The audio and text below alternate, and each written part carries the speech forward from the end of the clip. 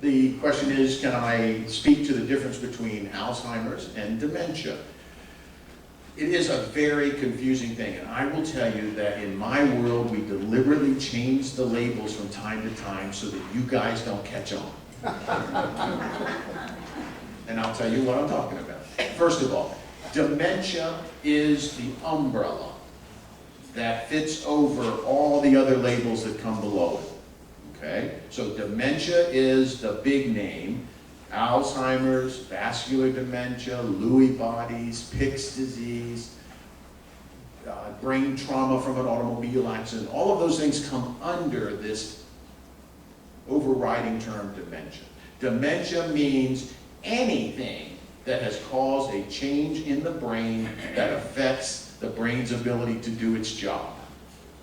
So that can be a bonk on the head, it can be a illness, such as Alzheimer's.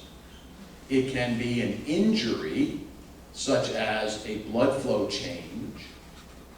It can be meningitis, an infection. So any number of things can happen to affect the brain's ability to do its job. Okay, it could be cancer, it could be anything. So dementia is the big term.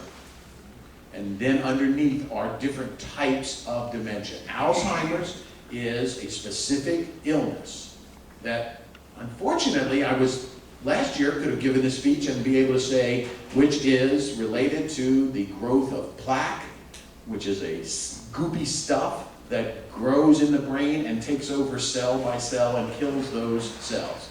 And that, until not too long ago, was exactly what we thought it was.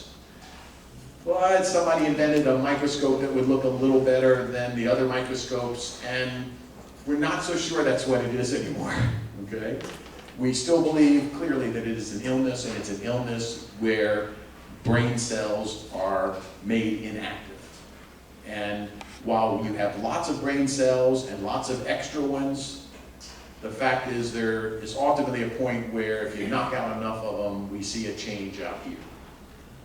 And the types of brain cells that are damaged in Alzheimer's are more specifically, at least in the early stage, more specifically related to the reasoning and memory part of our brain, which is why we see the forgetfulness and the confusion about directions and the like. Vascular dementia is a blood flow change, and that can occur wherever a blood vessel pops. And so that can be in the deep part of the brain, which controls things like swallowing and breathing and heart rate, which obviously would be very life-threatening, but it can also affect in the outer brain, which is the reasoning and memory part. So you see different methods of effect. But those are the labels. And to tell you why we deliberately, or not why we do it, but that we do change the labels. Alzheimer's disease used to be only applied to individuals who had the symptoms that we all know when they were in their 40s and 50s. And the reality is some dementias do occur that early, okay? Most folks now live a long life, and we see it in later life. It used to be if you were in your 40s and 50s and got what we today know as Alzheimer's, we called it Alzheimer's. But if you were 60 and 70 and lived to be 80 and got it, we called it senile dementia. Remember senility? Senility is Alzheimer's disease, okay? We just decided we would confuse everybody by changing the labels. So now we don't use the word senility anymore. We apply Alzheimer's disease to any age in which these symptoms occur. You just touched on what I was going to mention about younger people. There's a young woman advocating in Congress because her father evidently started at a young age. And she said there's a new face of Alzheimer's disease, meaning it's younger and younger. She said he was able to treat them for about 8 years. Talking about the fact that there's a person in Congress who's advocating for dollars for research, and they have a much younger parent who developed the illness. And again, the more things change, the more they stay the same.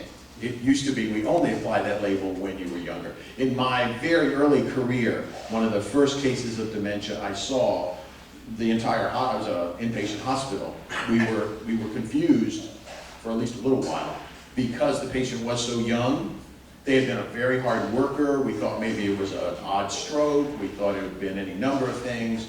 They were in a profession where they could do as much overtime as they wanted, and they were working 80, 100 hours a week, and we thought, oh, they just stressed themselves out. We determined, unfortunately, that this person in their upper 50s was, in fact, suffering from Alzheimer's dementia. Just didn't pick it up because we're not used to seeing it that young. Other questions? Yes, sir. Aubrey. You were talking to me. I feel like a private consult. Aubrey, we paid all these guys to be here. This is just for you, actually.